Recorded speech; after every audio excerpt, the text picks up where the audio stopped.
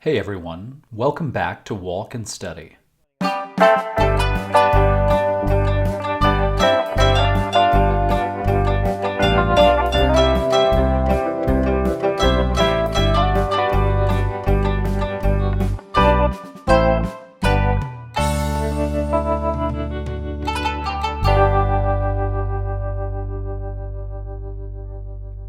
Today, we'll be going over some common TOEFL vocabulary.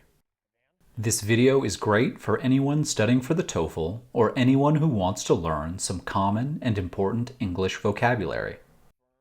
As we work through these words, we'll be walking on the Highline Canal Trail in Cherry Hills Village, Colorado. Okay, let's get started. Our first word is hence. Hence is an adverb, and it means therefore, so, or as a result. Using hence in a sentence, we could say, Jack's computer was broken, hence his delay in responding to my email. So Jack's computer was broken, and as a result of this, it took him a while to respond to my email. We could also say, there was an unexpected snowstorm in Vancouver, hence, Jung-in's flight was canceled. So there was an unexpected snowstorm in Vancouver, and therefore, Jung-in's flight was canceled. Our next word is adequate. Adequate is an adjective, and it means good enough. Using adequate in a sentence, we could say, Michael's grade was adequate to pass the class. So Michael's grade was good enough to pass the class. Another example could be, an adequate amount of sleep will surely improve your mood. So enough sleep will surely make you feel better and improve your mood. Our next word is restrict. Restrict is a verb and it means to limit. Using restrict in a sentence, we could say, Tyga's movement was restricted due to a shoulder injury. So Tyga's movement was limited because of an injury to her shoulder. Another example could be, access to the museum was restricted after the attempted burglary. So access to the museum was limited, presumably to just the police and museum staff, after someone broke in. Our next word is despite. Despite is an adverb, and it means without being affected by something or an event.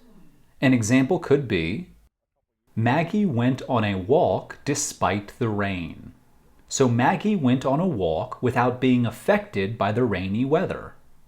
Another example might be, despite his old age, John continued to volunteer at a food bank. So John did not allow his age to affect him volunteering at the food bank. Our next word is whereas. Whereas is a conjunction and it means in contrast or comparison with.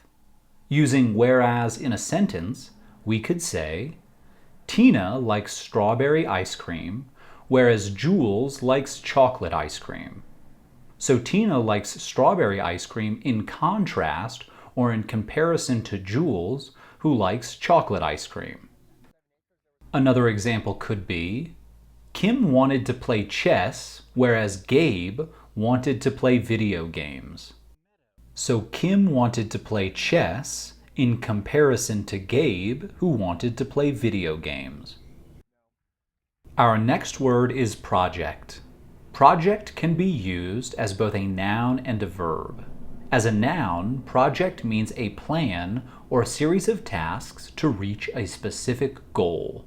Using project in a sentence as a noun, we could say, building a house is a long project. So building a house is a long task with a specific goal, and the specific goal in this case is actually building the house. We could also say, Todd and Simone needed a new project, so they decided to build a garden in their backyard. So Todd and Simone needed a new plan or set of tasks aimed at reaching a specific goal, so they decided to start a garden in their backyard. Project can also be used as a verb. When project is used as a verb, project has a different pronunciation than when used as a noun. When used as a noun, we say project. When used as a verb, we say project. Project and project. The differences between those might have been difficult for some of you to hear, so make sure to repeat that bit if you're having trouble hearing those differences. When used as a verb, project has quite a few meanings, but we will go over 3 of the most important in this lesson. The first meaning of project is to predict or estimate something in the future from present data or trends. Using project with this definition in a sentence, we can say, the climate scientist projected current weather data into the future to understand how hotter temperatures might change rainfall. So the climate scientist used current data and trends on weather to estimate how rainfall might change in the future. We could also say, based on sales in 2020, Jessica is projecting high growth in 2021.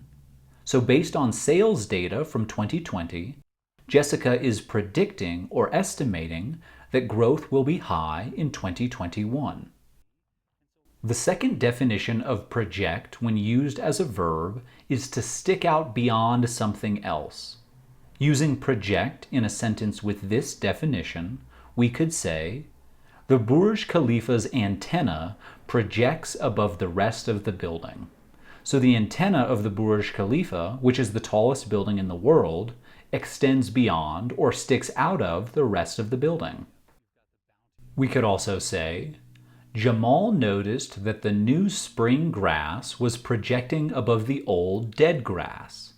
So Jamal noticed that the new spring grass was sticking out above the old grass. The third definition of project when used as a verb is to send out or to throw out. Using project in a sentence with this definition, we could say, the New Year's Eve fireworks projected noise and light into the night sky. So the New Year's Eve fireworks threw out or sent out noise and light into the night sky. We could also say, Nadia and Frank watched a movie projected onto the wall. So Nadia and Frank watched a movie that was being sent out or thrown out onto the wall. In this case, the object or device that was projecting the sound and the light that make up the movie is also called a projector. Okay, our next word is stress. Stress has a variety of definitions that are important to know for the TOEFL exam. Stress can be used as a verb and a noun. When used as a verb, stress has 2 definitions. The first definition of stress when used as a verb is to place extra importance on a part of something. Using stress with this definition, we could say, the doctor stressed the necessity of wearing masks at all times. So the doctor put extra importance on or emphasized the importance of wearing masks. We could also say, Annika stressed the importance of getting a good score on the TOEFL for students who want to go to college in the US. So Annika put extra attention on or emphasized the importance of getting a good TOEFL score for students who want to go to college in the United States. The second definition of stress as a verb is to put something under pressure or tension. Using stress with this definition, we could say, LeBron James stresses his knees every time he dunks the ball. So LeBron James puts pressure or tension on his knees every time he dunks the basketball. We could also say, when lifting weights, Lakshmi was careful not to stress her muscles too much. So when lifting weights, Lakshmi was careful not to put her muscles under too much tension. Stress can also be used as a noun. When used as a noun, stress has 2 definitions. The first definition of stress when used as a noun is strain, pressure, or tension. Using stress as a noun, we can say, during the earthquake, the building was put under a great deal of stress. So during the earthquake, the building felt tension, strain, or pressure. We could also say, as the hardest material in the world, diamond can withstand enormous stress. So as the hardest material in the world, diamond can endure huge amounts of pressure or strain. Notice that when used as a verb, stress can mean to put something under pressure or tension, and when used as a noun, it can mean the actual pressure or tension that something feels. Okay, the second definition of stress when used as a noun is the mental or emotional strain or tension that comes with having difficult or demanding experiences. Using stress as a noun with this definition, we can say, refugees experience a great deal of stress. So refugees, people who have been forced to leave their country due to war, persecution, or natural disaster, experience a large amount of mental and emotional strain. We could also say, Ellen is feeling a lot of stress because her TOEFL test is tomorrow and she has not studied. So Ellen is feeling a lot of mental and emotional tension because her TOEFL test is tomorrow and she hasn't studied yet. Okay, our last word is issue. Issue has a number of definitions, but in this lesson we'll focus on the definitions that are important for the TOEFL.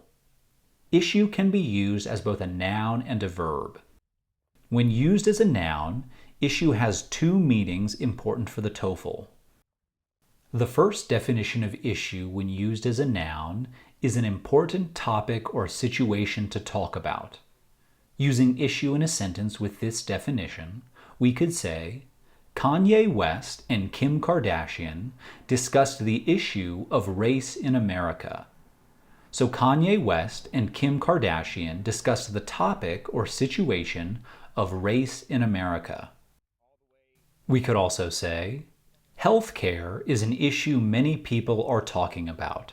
So healthcare is a topic many people are discussing. The second definition of issue, when used as a noun, is a problem.